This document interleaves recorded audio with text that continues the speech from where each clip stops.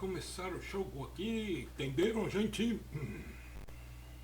Começar o jogo aqui, flight.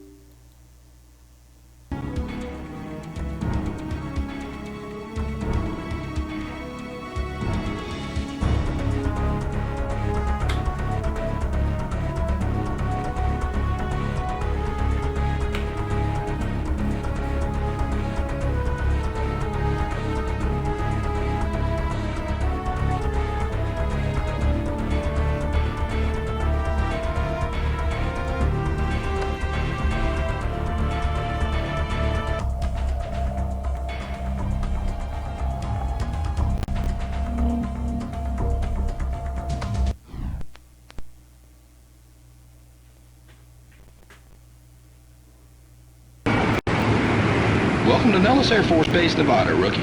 This is what we call a FAM, or familiarization flight, so you can get comfortable with all the basics of your heads-up display, or HUD for short.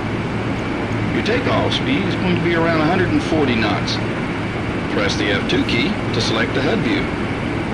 The dial on the left center of your HUD indicates your takeoff airspeed. We'll get into more detail once you're airborne. Now hit the backspace key to power up to full afterburner. Once you reach takeoff speed, pull back on the stick and get airborne.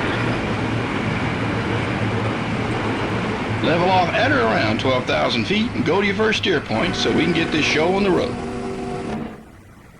Press the 9 key to reduce your engine power to cruise setting. Leaving your engines on afterburner will use up all your fuel, or it may cause the aircraft to go to max velocity, or VMAX, and cause damage to your aircraft. By now you realize there's a lot of information on your HUD. Pressing the comma and the period keys will cycle through your available HUD colors. I'll walk you through the important things step by step. First, the box number at the very top of your display is your compass heading indicator. This will show you the current heading of the airplane at all times. North is 0 degrees, east is 90 degrees. You get the idea. You'll find the info you need to get around the steer points in the lower right corner. To the right of this is the point number. Sitting right above these two is the time it will take you to get to the next point. Arriving at your steer point won't do you much good unless you know what to do once you get there. So in the lower left-hand corner of your display, you'll find the instructions on what to do at the next waypoint. The more info you have in combat, the more likely you are to survive. So a lot of the most important flight information is concentrated right smack in the middle of your HUD. The steering pipper, called the command steering cue, always points to the direction of your next steer point. It'll point straight up and be in the center of your flight path marker once you've got the next point right in front of you. Press the N key to cycle through your steer points. The flight path marker is a small semicircle in the middle. This will point to where your plane will be if you don't touch the stick. Having the flight path marker pointing at the ground for too long is probably not a smart idea. Horizontal lines that run down the center of your display make up the pitch ladder. This indicates the pitch angle of your aircraft's nose.